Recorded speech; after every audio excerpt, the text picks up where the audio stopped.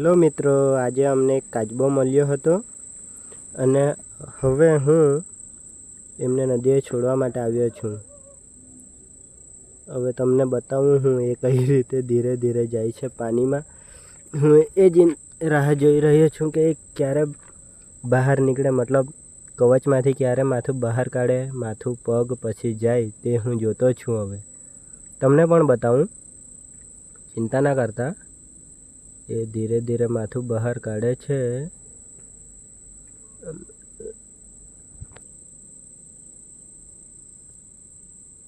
અને જુઓ, એમણે હવે પગ પણ કાઢી મૂક્યા છે. હવે જઈ રહ્યું છે.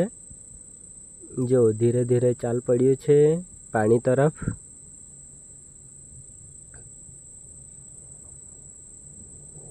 કેમ? ચાલ જા.